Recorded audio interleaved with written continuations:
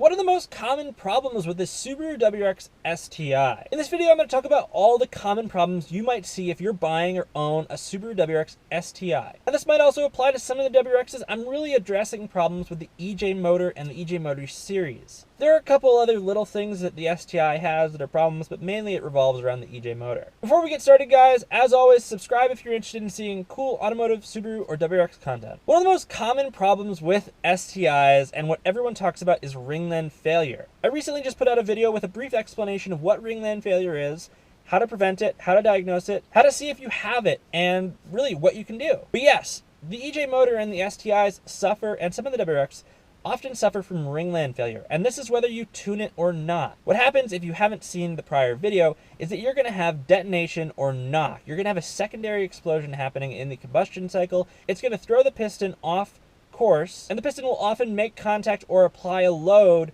to the cylinder sleeve, which can then break one of the crown on the piston, the oil control ring, or the compression ring. And if any of those things get damaged, that's what you call Ringland failure. Ringland failure can then result in oil blow-by, oil consumption, burning oil in the cylinder, which can end up starving the engine of oil. You can have a multitude of other problems. You can destroy your cylinder, you can destroy the sleeve, you can destroy the piston. Ringland failure can be a serious thing. You can also run for a while with Ringland failure, so knowing how to diagnose it is really important. Check your oil level often. If you're burning oil, the chances of you having Ringland failure are relatively high. It's something you want to get diagnosed. Easy ways to prevent it.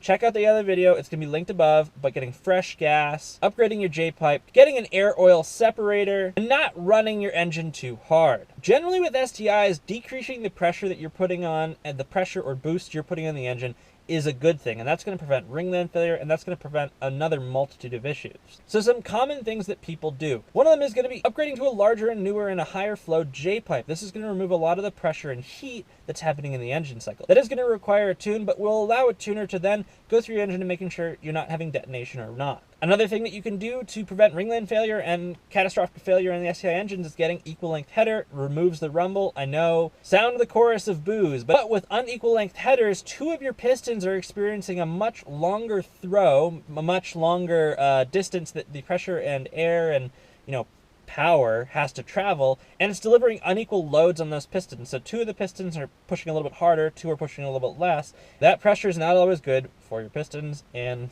for everything else in the engine. Another easy way to reduce pressure on your engine, and this is relative to the Ringland failure, is that if you're on the highway or something like that and you're in 6th gear and you want to speed up, and let's say you're at like 3,500 RPM, don't rev up and push it in 6th gear. Shift to 5th, build up boost, rev out the engine, and then shift back to 6th if you really want to get more power. If you're in 6th at 3,500 RPM and you want to get more power and you rev it out in 6th gear, you're putting a lot of pressure on the engine. And this is low end pressure. You're getting pressure without boost, and that's not how you want to treat turbocharged engines. Back into the common problems with the Subaru WRX STIs. With older STIs, you can often see head gasket failure. This is also relevant with old WRXs, but head gasket failure can be easy to diagnose. Two things that you can check, especially if you're looking to buy a new one, is you can check the coolant level. One big sign of head gasket failure is a very low coolant level. Again, if you have coolant level, make sure that you don't have a crack in the coolant reservoir, or you're not dripping coolant or losing it somewhere else. But if you do a little bit of looking and you make sure you're not dropping coolant from anywhere else, and you have a low coolant level and you know that you filled it up before, you could have head gasket issues. Another quick way to check is take off your oil cap. You might have a white, almost creamy substance on the top of the oil cap on the inside cap. This can also be a sign of head gasket failure. Another problem with STIs is with the EJ again, and this is relevant to the past 3 lawsuits. If you haven't heard about them, check out my videos. But you'll have metal debris going through the engine, destroying the engine, causing catastrophic engine failure. Subaru settled the case, so we don't know what the actual problem is, but the claims are, and I guess what's happening is that metal debris is breaking off in the engine cycle, and it's coming from somewhere, or it's carbon debris. It's then passing through the oil and running through the important parts of the engine, and if you have particulates, if you have debris, it's going to destroy a lot of the pieces of the engine and could lead to catastrophic engine failure. Another problem with the STIs, and this is pre-2015, some of the 2015s have this, but this is really pre-2015, the steering rack failure, the bushings in the steering rack, just seem to be weak. They seem to fail a lot. It seems to be a common problem. So it's just something that you should prepare yourself for. Again, another pre-2015 issue, the struts and the bushings.